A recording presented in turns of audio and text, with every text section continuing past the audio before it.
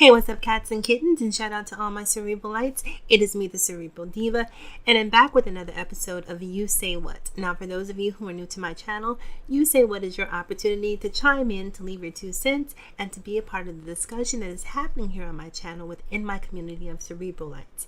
Having said that, before you go another further, do yourself a favor, and while you're at it, do me a solid. Take a second to hit that subscribe button. Once you've done that, take another second to hit that tiny little bell so you can turn on your notifications, and that way you'll be kept in the loop so you won't miss a thing. Okay, guys, so I'm going to start this video a little differently from the way that I usually start my videos. And today, I'm going to give you guys a vocabulary lesson. And today's word of choice is the word queer. So let's just talk about the word queer really quickly here. The definition of queer is strange or odd, and I'll give you a couple of synonyms for the word queer as well. Let's see: unusual, funny, peculiar, curious, bizarre, weird, uncanny, freakish, etc. So basically, queer is used to describe something that's out of the ordinary, right? And I guess to a degree, something that's extraordinary. Now, the reason we're talking about this word is because the rapper Offset is in some hot water because he recently used the word queer in a rhyme. And the LGBT community is up in arms about this. Now, I guess I'm ambivalent about this word. And I'll tell you guys why. Because the first thing I want to say is that if a group of people are telling you that they're offended, I think that whether you agree with them being offended or not, you have to take pause and listen to their argument as to why they find the word queer offensive. Now, I'm a person of color, right? I take extreme umbrage with the N-word. I hate that word. And I realize that in 2018, I'm in the minority because I hear it everywhere. It's gotten so integrated into our lexicon that even non-people of color are pretty much using it. So I guess to some degree, the power of the word has been nullified, which is a good thing, but it still makes me uncomfortable. I don't like being referred to as the N-word by anyone, whether you're black, white, whatever. I'm not an N-word. So I don't care how cool you think we are, just don't call me that word, just because you think it's okay. And so I say that to say that when it comes to the word queer and Offset using this particular word in the LGBT community, essentially being offended by it. Queer was a word that was used as a slur towards the LGBT community. And somewhere around maybe the mid-90s or so, circa 1990, really when the sort of the AIDS epidemic was being ramped up, that word was being tossed around as a slur, as I mentioned before. And gay people decided, or the LGBT community decided, to take the power from that word and use it as their own, and turn queer into a word that they celebrated. So when that word is taken and used in a different context, in a way that does not celebrate the LGBT community, they find it offensive. Now, just last week, maybe a week and a half ago, 2 weeks ago, right?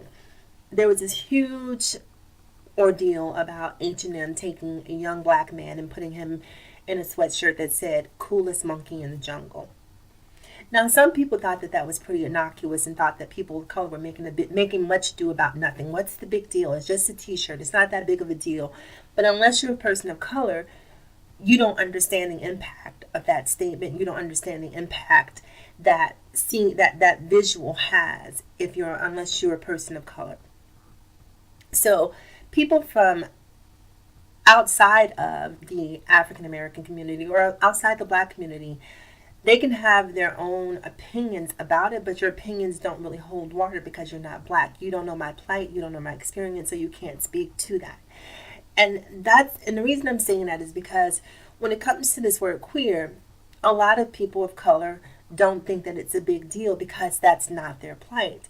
And this is the thing that really upsets me, is because empathy doesn't cost a dime. It doesn't cost a dime to be compassionate. It doesn't cost a dime to be considerate, but we're so connected sometimes to our own struggle that we negate the struggles of other people. So just because you don't see the word queer as offensive doesn't mean that it doesn't have an impact on someone else. So you can't be so quick to discount another person's position and say, oh, well, that's not a big deal.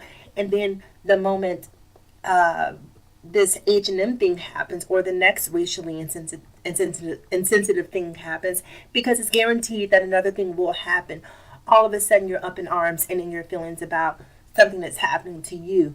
And then other people are saying, oh, well, I don't see the big deal. Just because it's not your fight, not your struggle, doesn't mean that you can't show sensitivity to it. And I think that the gay community, LGBT community, the black community, the Hispanic community, I think so many of us really get caught up in the minutia. You know, we get caught up in who someone's sleeping with.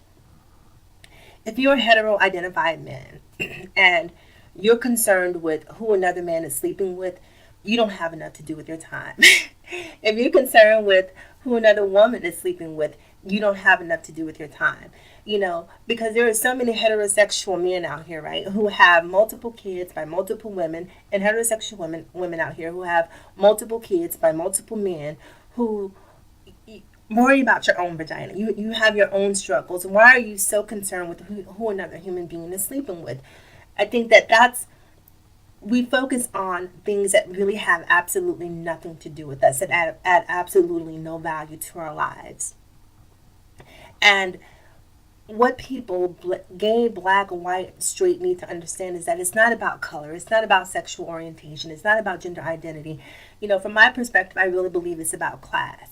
And I think that when we focus on things like who another person is sleeping with, you know, what sort of terminology we use towards other people, that we're really missing the mark, and that the true fight that we should all be concerned about, which is classism, is really evading us.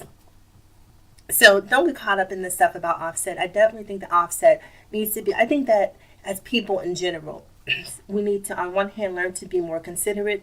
And then on the other hand, I need to think that we need to learn to be less sensitive. You know what I mean? So somewhere in between consideration and hypersensitivity lies the middle ground that we all need to find. And that concludes this episode. So remember to like, comment, subscribe, and please share if you feel so inclined. Remember to follow me across all social media platforms: Facebook, Instagram, Snapchat, and Twitter. Also remember, it is better to be pissed off than it is to be pissed on. And as always, in closing, people, remember to live better, love harder, and think smarter. It is me, the Cerebral Diva. I will talk to you guys again soon. Have a great day. And as always, thank you for listening.